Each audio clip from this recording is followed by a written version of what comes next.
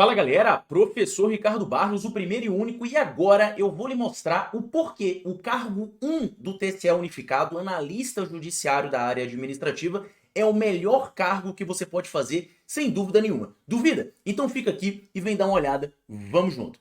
Pessoal, olha só, primeiro de tudo, nós vamos falar aqui do cargo de analista judiciário, área administrativa, cargo 1. O padrão são 50 questões nos conhecimentos básicos, 70 questões no conhecimento específico. Lembrando que aqui nós temos peso 1 e aqui nós temos peso 2, então essas questões realmente valem 50 pontos na nota final, enquanto essas questões valem 140, né? Basicamente 3 vezes mais. Guarda essa informação.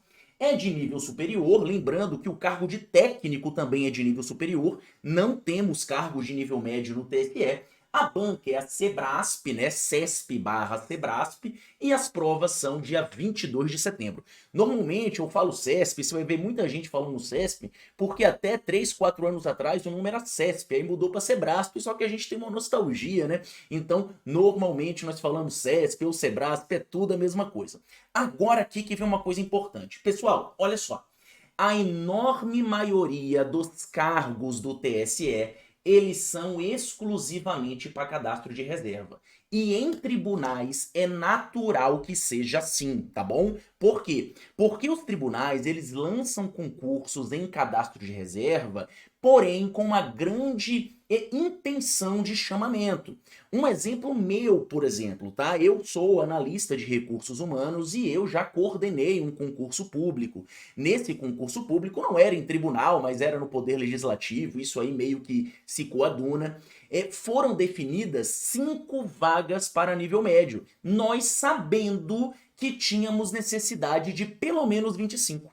E aí você fala, Ricardo, por que então que não colocou 25 vagas? Porque a administração pública nunca sabe o que vai acontecer no dia de amanhã. Pode ter uma crise, pode ter uma recessão, e se eu coloco 25 vagas, eu sou obrigado a chamar esses 25. Então nós colocamos 5 mais cadastro de reserva e acabamos chamando, na realidade, 41 pessoas, acima do que a gente esperou, ao longo da validade do concurso, que foram 2 anos mais 2 anos.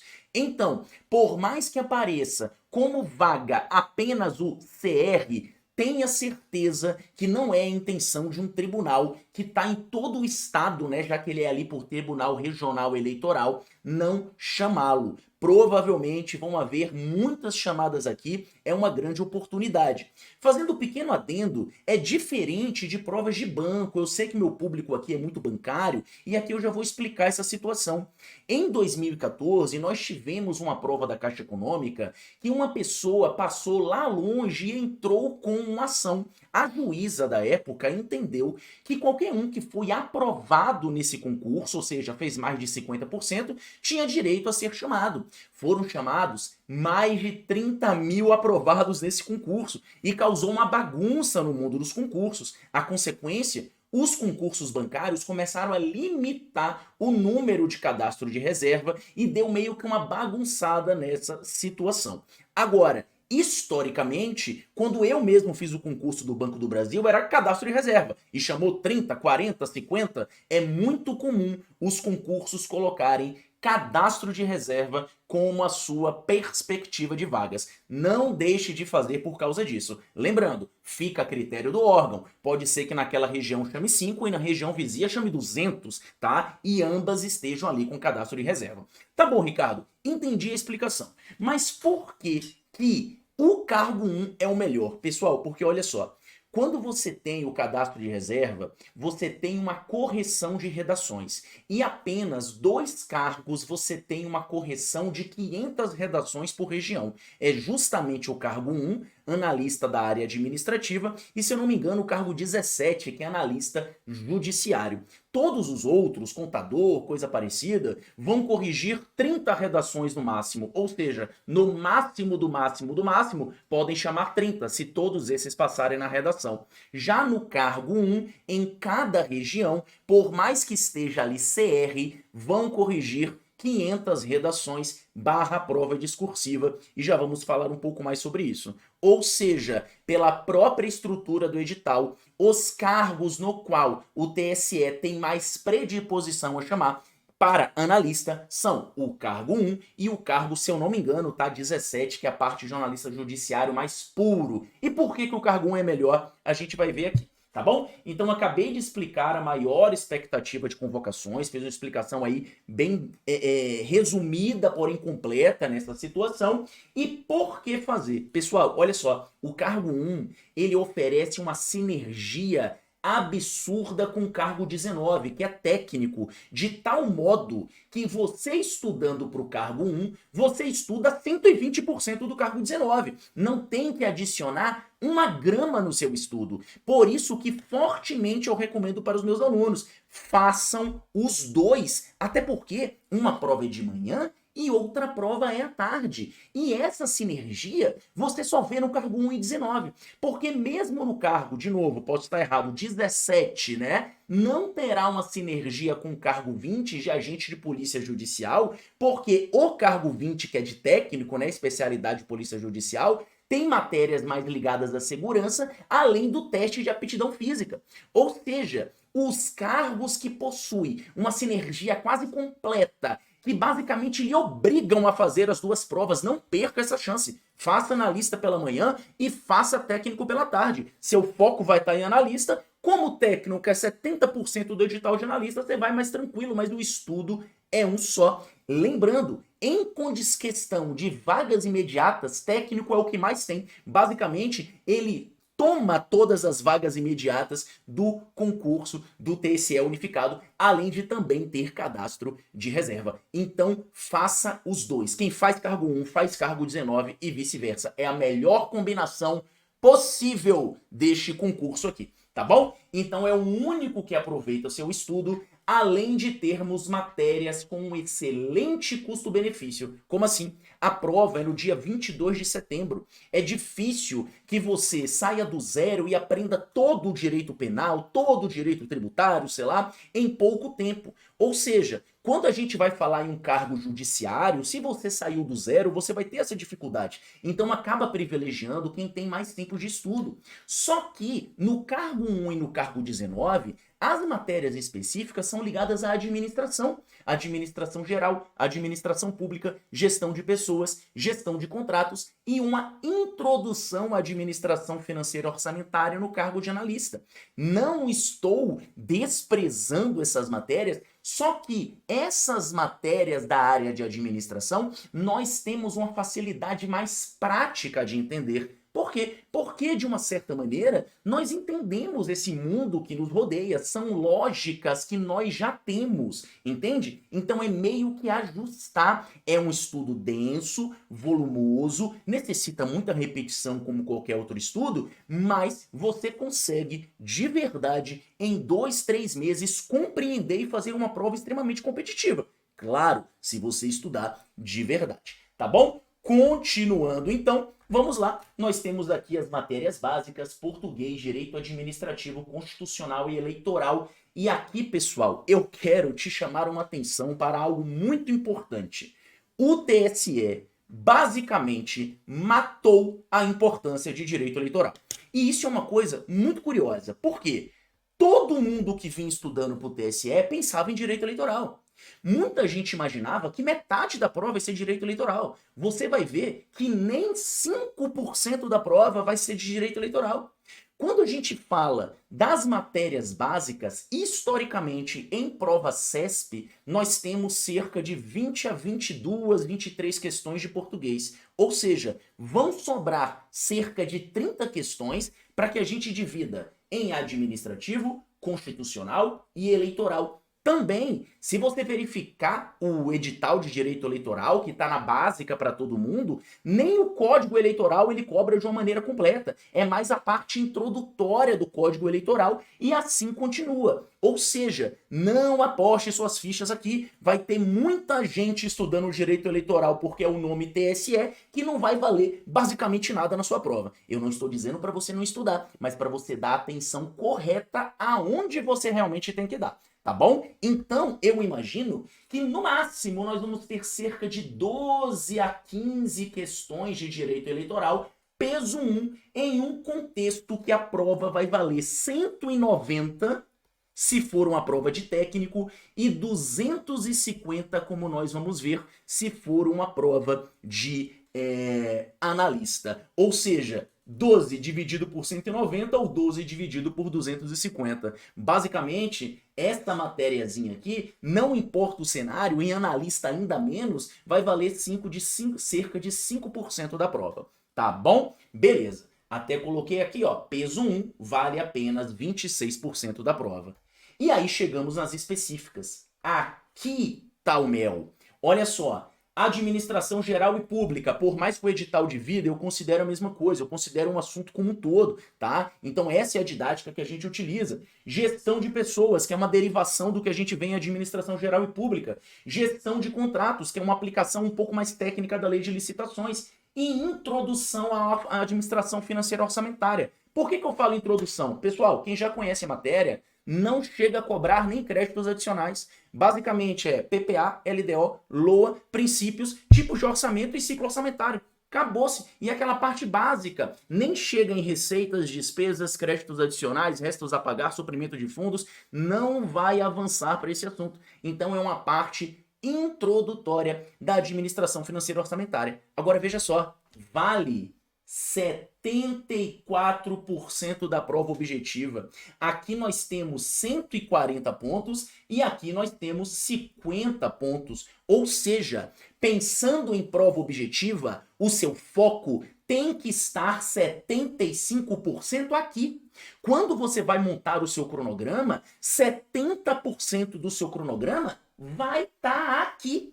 Então, se você montou o seu cronograma e você viu lá, eu estudo direito eleitoral 3 vezes por semana e administração pública 2 vezes, está errado. O que tem uma importância absurda, você está dando menos tempo de estudo. Entende? E muita gente vai cometer esse erro. Muita gente vai cometer. Por quê? Porque é uma análise básica de edital que muitas pessoas não fazem. Foque onde realmente importa. E veja só, no cargo de analista, não vale 140 isso aqui. Vale 190. E aí você vai falar, Ricardo, como? Olha só e presta atenção. Nós temos uma prova discursiva. Só que olha que interessante. É uma redação entre aspas. Por quê? Porque o tema dessa redação é um tema relacionado à sua área de conhecimento. Então, é uma questão discursiva que você vai escrever de uma maneira dissertativa. E se você tem uma relação com sua área de conhecimento, o que essa prova discursiva vai cobrar? Ou um assunto de administração geral e pública, ou de gestão de pessoas, ou de gestão de contratos, ou de introdução à administração financeira orçamentária. Muito provavelmente isso aqui. Então, por exemplo, a questão ela pode pedir para você o seguinte: discorra sobre os métodos de avaliação de desempenho. E você vai discorrer sobre isso em uma forma dissertativa, argumentativa, né? Vai fazer a introdução, vai ali desenvolver, ou seja, para que você resolva a prova discursiva, que só tem no cargo de analista, tá? É imprescindível que você conheça muito bem o assunto específico da prova. Por isso que eu digo que a parte específica, principalmente para o cargo de analista, ela não vale 140, ela vale 190, porque ela também acaba sendo objeto de avaliação para a prova discursiva, tá bom? E aí você vai falar, Ricardo, mas eu não tenho título nenhum. E aqui eu vou falar para vocês uma coisa pessoal, de eu que já fiz muitos concursos de nível superior e também não tinha títulos. Vamos lá. Primeiro de tudo, a prova de títulos vale 10 pontos. Ou seja, em um total de 250 pontos, que são 50 da prova básica, né? 140 da prova específica, mais 50 da discursiva, nós temos que apenas 10 pontos dessa brincadeira aqui seria reservado a títulos. Então, título vai ser aquele detalhe que vai desempatar, tá bom? Outra coisa, pessoal, historicamente falando, é raro você encontrar pessoas bem colocadas em concurso público que tenham essas coisinhas aqui. Na verdade, isso aqui não. Essas coisinhas aqui. Ricardo, Por quê? Normalmente, me desculpe aqui se eu estou cometendo sacrilégio, quem segue uma área acadêmica estudou muito no mestrado e doutorado para um tema muito específico. É um estudo mais erudito, mais conteudista, mais reflexivo, mais extenso. Não tem aquela prática de um estudo competitivo para concurso público. Outra coisa, normalmente, esse pessoal aqui, eu vim da área acadêmica também, tá? Eles estão mirando em provas de professor universitário. Então, é difícil, não impossível, mas não tem com tanta frequência mestres, doutores que encabecem com frequência as provas. E por que eu falo isso? Porque apenas se essa galera encabeçar que o título vai ser o diferencial. Não adianta nada você ter doutorado, mestrado, ou seja, 4 pontos de título, né? 4.2 para ser mais exato, só que você errou 3 questões da específica a menos, porque 3 questões da específica, como é peso 2, vale 6 pontos. Entende? Então, basicamente, o doutorado vale uma questão da específica. O mestrado vale uma questão da específica. Onde que você tem que se atentar? Aqui, meu querido. Atividade profissional. A prova de títulos, ela dá a maior frequência possível de títulos, a maior quantidade para quem tem uma atividade profissional na área. O que eu estou querendo dizer? É 0,6% ao ano até 8 anos, o que daria até 4,8 pontos. Meu irmão, se você já trabalhou e o edital é claro na administração pública, na administração privada, onde quer que seja, se você já trabalhou em qualquer empresa privada e mesmo que você tenha trabalhado ali de auxiliar administrativo, pede para a empresa fazer uma declaração que você trabalhou ali como assuntos correlatos à administração. Se você é formado em administração e trabalhou na área como qualquer emprego base assim de administração, administração pública, gestão de pessoas, fala que você trabalhou no RH, pede para a empresa entregar essa declaração, né? Você tem ali em carteira, ou seja, não estou falando para você burlar, mas existem muitas formas de você comprovar o que é verdade, que você teve um tipo de trabalho que seja vinculado à área de administração. Por exemplo, gestão de pessoas, vendas, gestão financeira e a maioria dos empregos iniciais em empresa. No meu último concurso que eu fiz, por exemplo, eu tive a nota máxima de títulos disso aí, porque eu tinha trabalhado em banco. Como eu trabalhei vários anos em banco, depois como administrador na administração pública, ambos foram aceitos. Por quê? Porque eu exercia atividades administrativas. Entende? Então, seu maior foco é aqui. Perceba, a experiência profissional vale até 4,8 de 10. É 50% das provas de títulos. Uma pós-graduação vale só 0,6 pontos. Entendeu? Então, o foco está aqui e não aqui. E repito, mesmo que você não tenha isso, nem isso, meu amigo, é 10 de 250. Você vai fazer essa prova e você vai ficar melhor colocado que qualquer pessoa que tenha títulos. Certo? Beleza?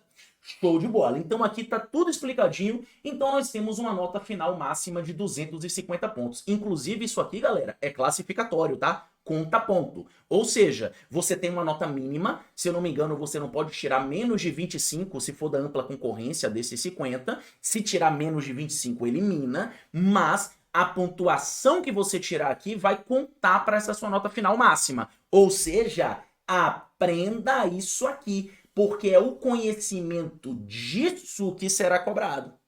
Entende? Beleza. Dicas importantes. Foque muito na parte específica. Vale 190 pontos. 140 da objetiva, mais 50 da discursiva. Na parte básica, português é o carro-chefe. Porque em prova CESP, na parte básica de 50 questões, você vai ter cerca aqui de 20 a 23 questões de português. Então, português é o carro-chefe.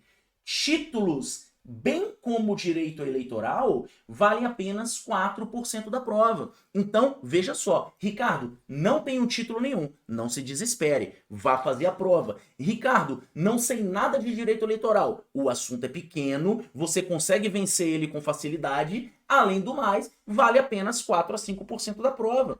E o principal, meu aluno, você consegue fazer as duas. Você vai fazer as duas provas. São 2 chances que esse concurso está te dando. Se você chegou até aqui, aqui no link que está na nossa descrição, você tem um edital verticalizado de analista do TSE, tá? Que eu deixei aqui. Basicamente, o edital verticalizado de analista serve para técnico, tá? Na nossa plataforma eu vou colocar o guia lá das aulas só para técnico, mas eu recomendo demais, faça os dois. Faça os dois. O requisito para os dois é o mesmo. A prova de analista é de manhã. Faça os dois. Vá por mim. Faça os dois. Eu recomendo demais que você faça isso. Então aqui tem um edital verticalizado. Eu fiz a melhor análise possível, no tempo mais curto possível, para tentar te explicar tudo desse cargo e por que ele, junto com o cargo 19, são os melhores cargos que você pode fazer no TSE. Então é isso. Como sempre, tamo junto e faz questão.